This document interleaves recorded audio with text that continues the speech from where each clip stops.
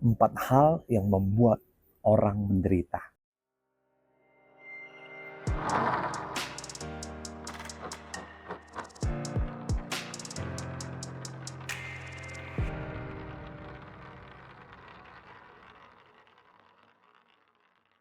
Hai, ketemu kembali dengan saya Hendra Chun dari channel Breakthrough Academy. Kalau Anda baru di channel ini, jangan lupa untuk subscribe dan nyalakan loncengnya. Baik, dalam perjalanan Anda untuk sukses, untuk makmur, untuk bahagia, Anda akan ketemu banyak tantangan-tantangan. Tantangan ini mungkin sesuatu yang nggak sesuai harapan. Anda akan ketemu banyak sekali chapter, ya, bab dalam hidup Anda yang mungkin menyenangkan, ada juga yang tidak menyenangkan. Namun, ya, penderitaan itu adalah pilihan. Maksudnya gimana? Contoh ya, contoh. Ada seorang cerita kepada saya, dia bilang begini, teman saya, anaknya baru meninggal. Anak baru meninggal dan jangan-jangan ini gara-gara saya nih, ajak dia ketemu dengan seseorang. Oke, ajak dia ketemu untuk konsultasi. Nah, kemudian setelah di cross check, dikonfirmasi, ternyata bukan itu yang terjadi gitu ya. Dan ini menarik sekali ya. Seandainya dia tidak konfirmasi, seandainya dia tidak klarifikasi, maka dia akan hidup dalam sebuah cerita bahwa dia adalah yang menyebabkan kematian dari anak temannya ini. Dan ini tentu sesuatu yang sangat-sangat merugikan, ini tentu sesuatu yang sangat-sangat menyedihkan. Oke, nah ini yang saya katakan bahwa hati-hati, bahwa sumber penderitaan itu kadang-kadang pilihan kita loh. Ya. Opini bukan faktanya. Oke, kalau Anda pengen tahu lebih banyak tentang cerita, ya, Anda bisa lihat video saya tentang berhenti terima curhat atau dicurhatin.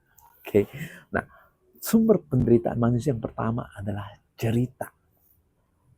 Cerita apa yang Anda terus-menerus ceritakan kepada diri Anda, yang terus-menerus Anda gaungkan dalam hidup Anda.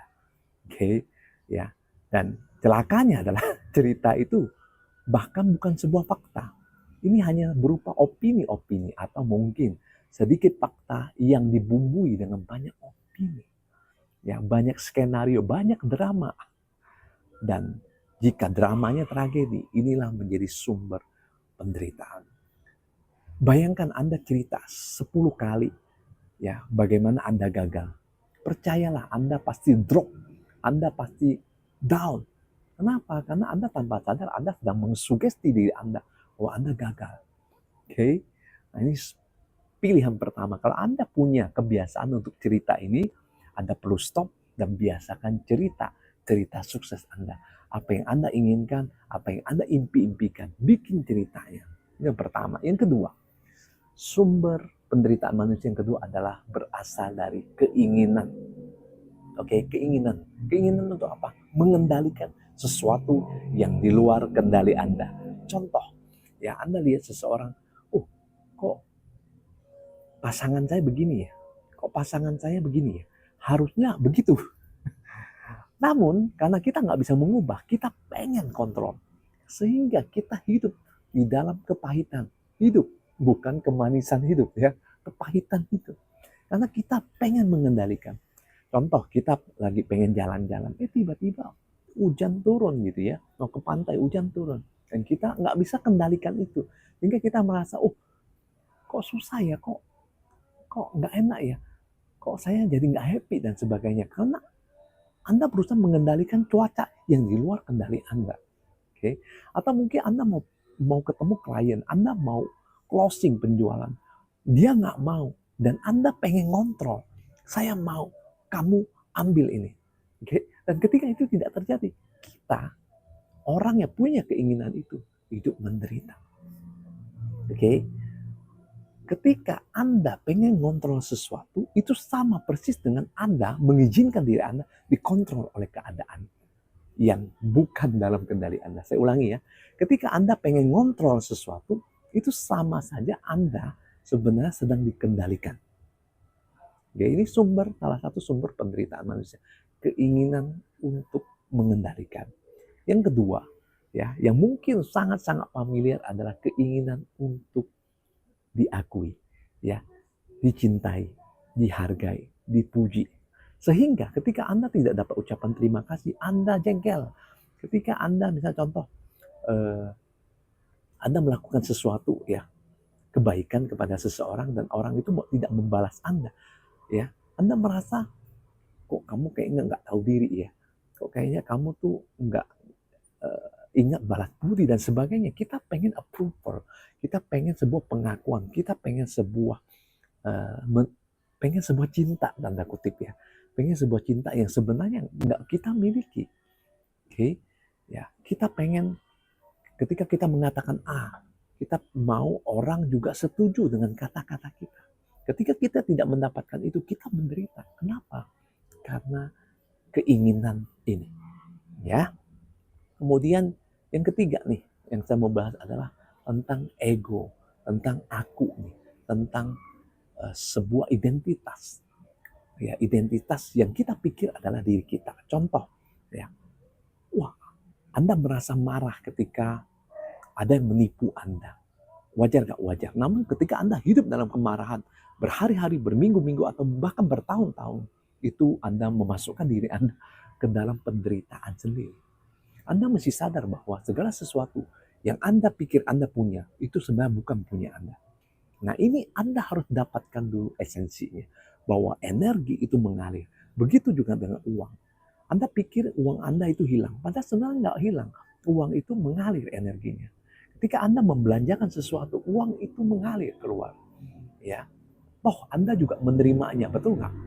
Ya, awalnya Anda lahir tidak memiliki hal tersebut, tapi Anda pikir itu punya Anda. Nah, rasa aku ini, rasa aku punya, ini aku punya. Nah, ini yang kadang-kadang bikin kita menderita. Berapa banyak orang yang stres, berapa banyak orang frustasi ketika mereka kehilangan sesuatu. Karena mereka pikir itu punya mereka. Oke, nah Anda mesti membuang jauh-jauh pemikiran bahwa aku punya sesuatu. Percayalah bahwa segala sesuatu yang Anda miliki saat ini hanya sebuah titipan, hanya sementara, bukan sesuatu yang permanen, bukan sesuatu yang kekal. Saya mau ngajak Anda berpikir begini. Pernah nggak Anda berpikir bahwa saya tuh punya loh namanya pengalaman buruk di masa lalu. Kemudian ternyata pengalaman itu nggak buruk-buruk banget. Itu hanya buat saya malah makin sukses. Pernah nggak Anda seperti itu? Atau misalnya contoh, keluarga Anda pernah ngalamin krisis. Dan ketika bisa lewatin krisis itu, keluarga Anda semakin bagus, semakin harmonis.